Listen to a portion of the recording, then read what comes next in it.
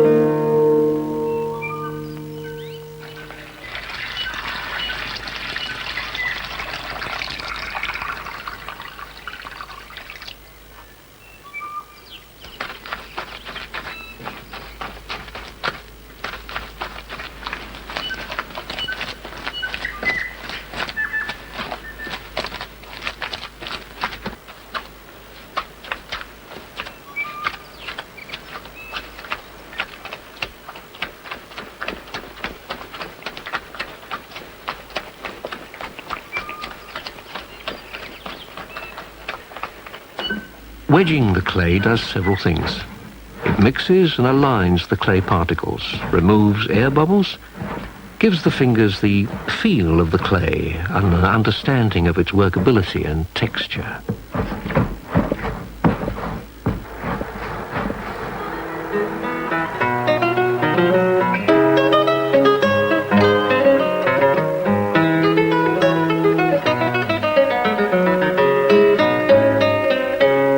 Len Castle is one of New Zealand's leading potters. His work has a uniquely distinctive style that has brought him recognition from overseas as well as from his own countrymen.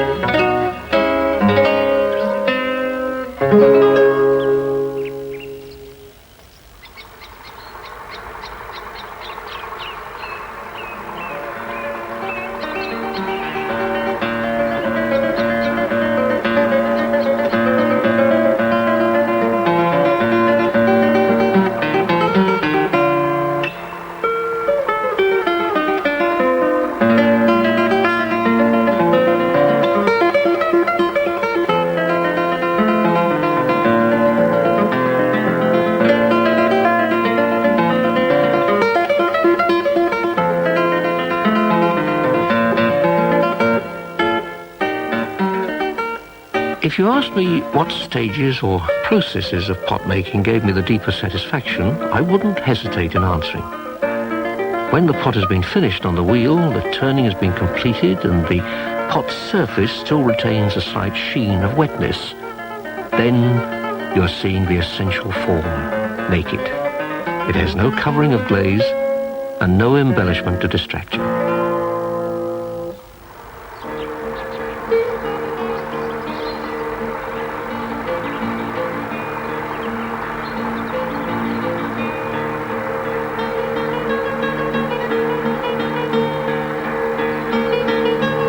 The character of the pots that I make depends upon my mood.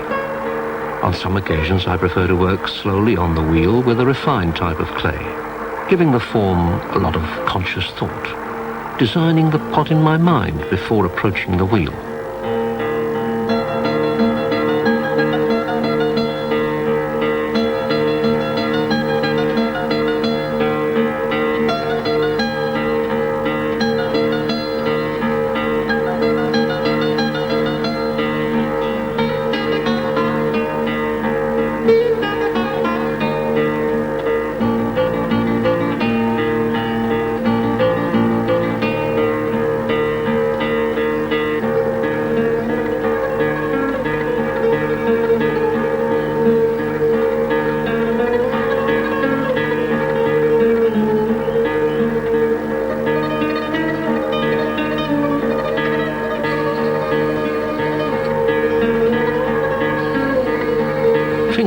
that show as ripples on the surface are removed. The aim is for a flowing profile.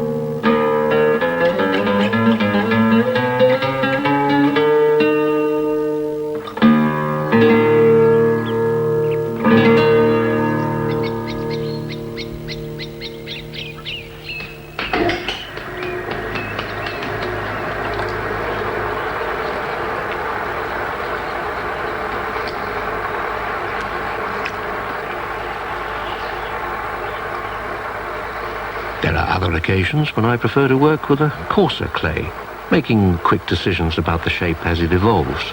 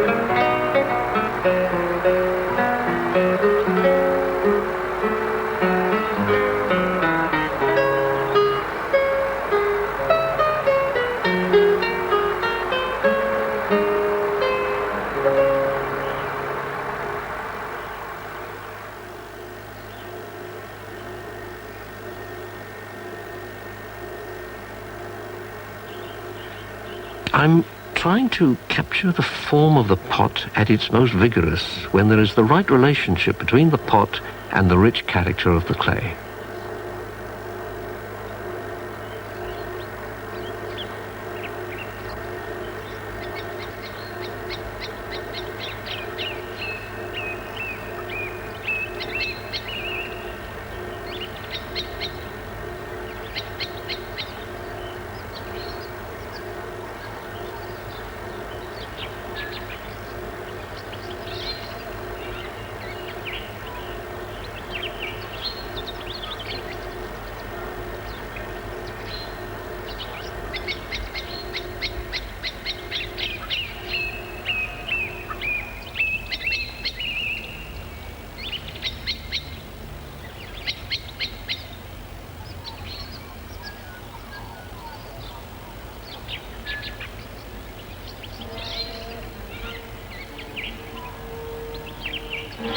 My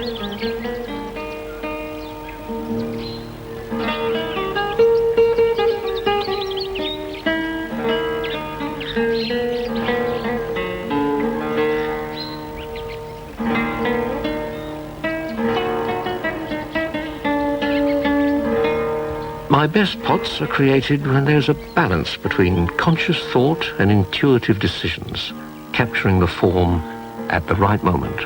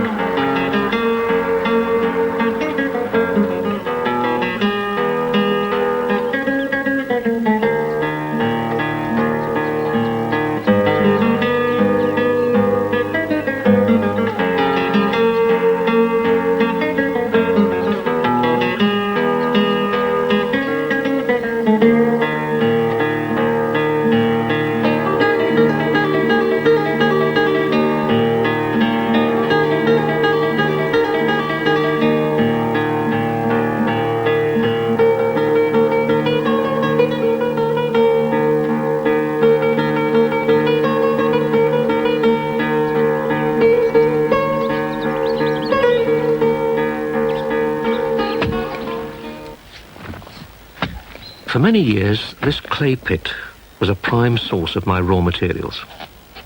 The clay from this part of the pit is very sandy, so I use it to open up clays that are too fine and fatty.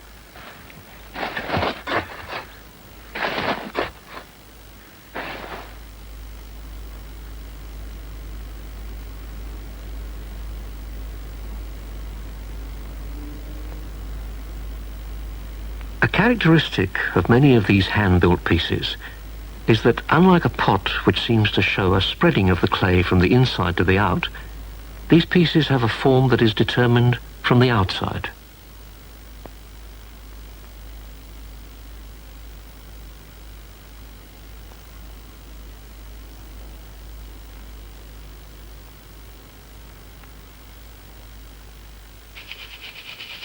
Occasionally I dust the surface with powdered clay to bring about textural variations and an emphasis of the particular form that I'm interested in.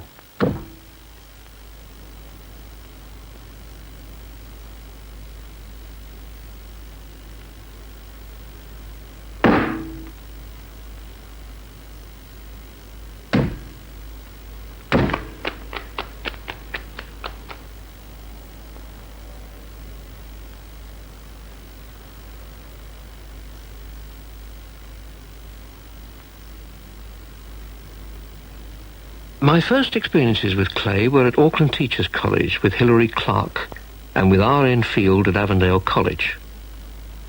Both communicated their skills and their enthusiasm for working with clay. Then there was Theo Schoon, a Dutch artist who taught me to see and taught me to explore. Bernard Leach, of course, comes into this very strongly as a man who allowed me to develop a personal philosophy, showed me that pots could express attitudes quite strongly, and that potting could become a way of life. A practical example of pottery comes through in the work of Shoji Hamada. Shoji Hamada, I think, illustrated best of all in a practical way all of these things that exist in your mind. He showed me that the power of intuition is strong and useful in pot making. His own pots are robust and earthy, and these are qualities that appeal to me very strongly indeed. So all of these people have acted as catalysts.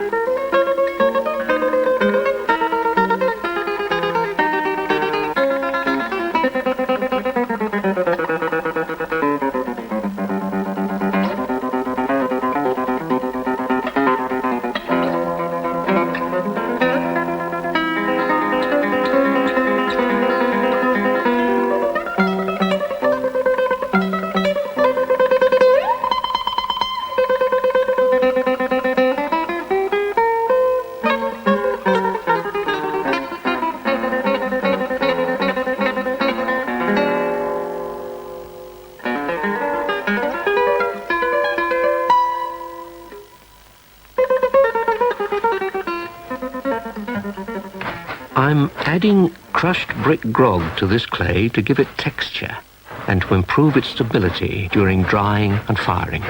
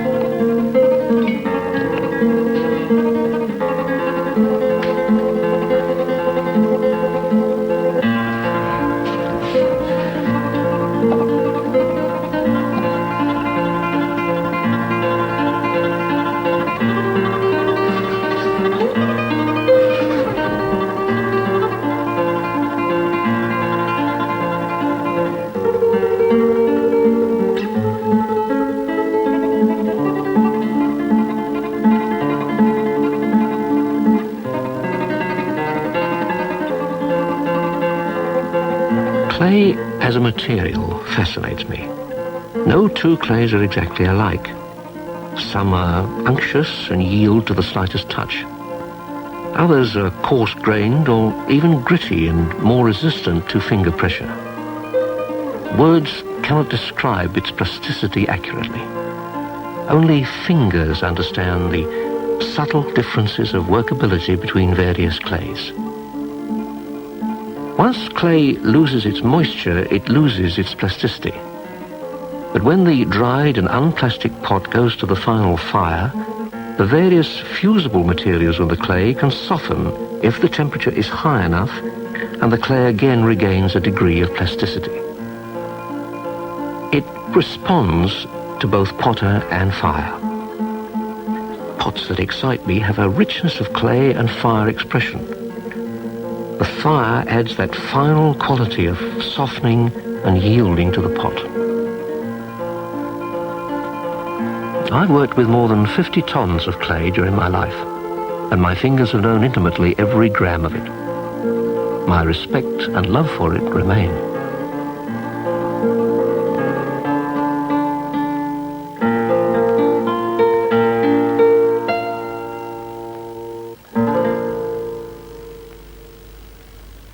The pot has now been dried and biscuit fired to 900 degrees Celsius in the small chamber at the back of the main kiln.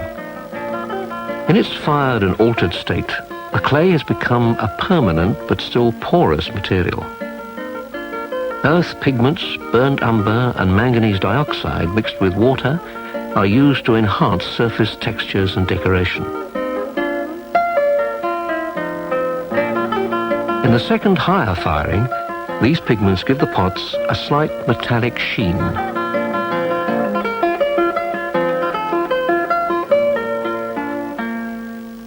Although it may not be apparent, the glazes are applied after careful consideration of the form of the pot in order to obtain the best possible expressive effect.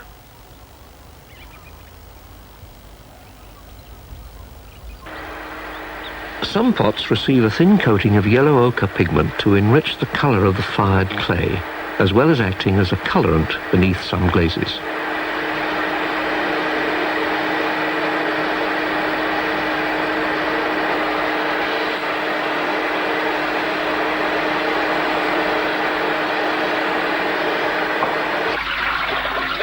The feldspathic glazes that I use, often one over another, have two functions: to provide the pot with a waterproof covering and to add a decorative effect through colour and texture.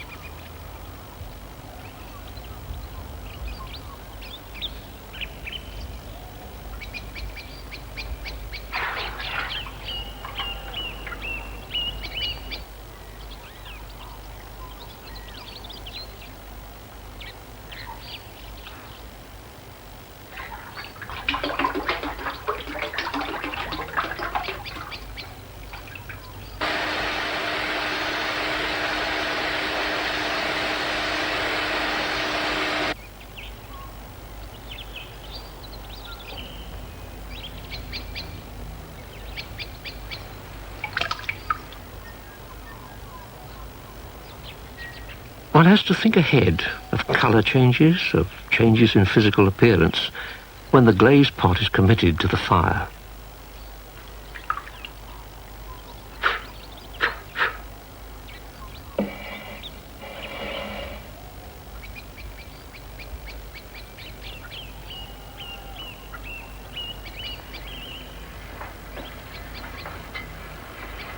This oil-fired kiln has a packing capacity of 60 cubic feet. It'll take 11 to 12 hours to fire to the white-hot temperature of 1300 degrees Celsius.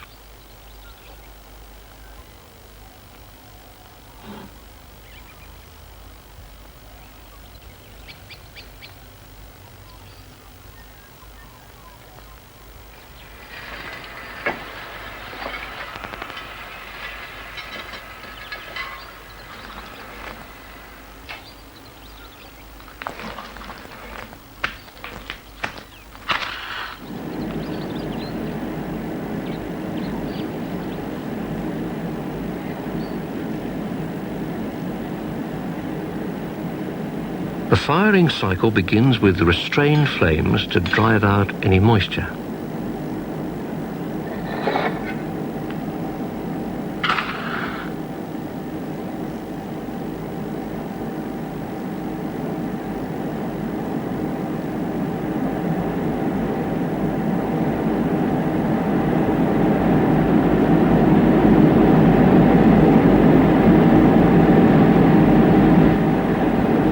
At 1,000 degrees Celsius, the tempo of the fire increases.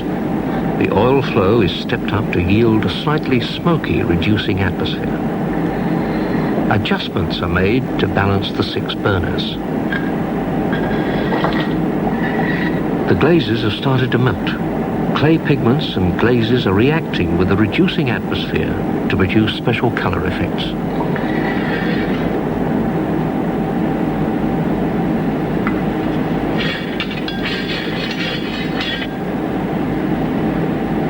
These are hours of decision-making, slight tension, and increasing heat fatigue.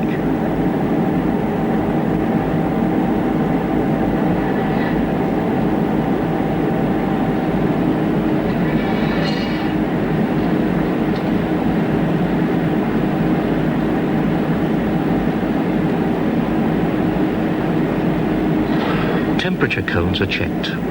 Top temperature is reached, and a 30-minute period of soaking the kiln at top temperature begins.